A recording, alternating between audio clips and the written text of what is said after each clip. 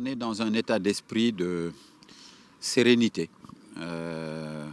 parce qu'en sport et en football notamment, on ne fait rien sans de la sérénité. Je pense que les joueurs qui sont avec nous ne doivent sentir auprès de leurs dirigeants aucun état d'excitation. Et il ne faut surtout pas vendre la peau de l'ours avant de l'avoir tué.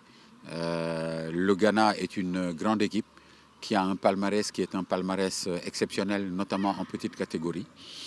Et donc c'est une équipe qui va jouer son va-tout, qui mérite de notre part tout le respect, malgré la victoire à l'aller. Mais cette victoire à l'aller, il faut l'écarter.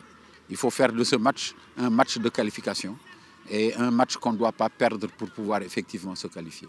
Et je pense donc que si on part dans cet état d'esprit, avec beaucoup de détermination, avec beaucoup d'engagement, avec beaucoup de conviction, mais surtout avec beaucoup de sérénité, je pense que avec l'aide de Dieu, Inch'Allah, le Sénégal pourra effectivement se qualifier sur le terrain pour aller à la phase finale de la Coupe d'Afrique en junior. Mais écoutez, je pense que la motivation, elle n'est pas financière.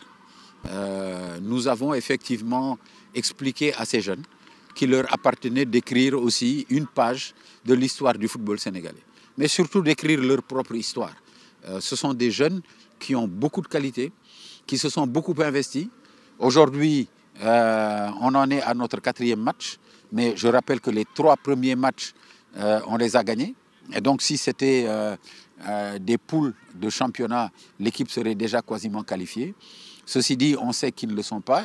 Ils ont leur ambition, ils ont leur propre agenda, ils ont leur propre stylo et une feuille blanche pour écrire leur propre histoire. Et je pense que l'engagement des jeunes, leur motivation est plus en rapport avec leur volonté de participer à l'histoire du football sénégalais que des questions qui sont d'ordre financier. Même si la fédération a pris l'ensemble des dispositions qui idoines de manière à pouvoir les accompagner au plan financier, et ils savent qu'ils jouent pour une prime globale de 2 millions de francs CFA que le président Augustin Senghor a annoncé déjà.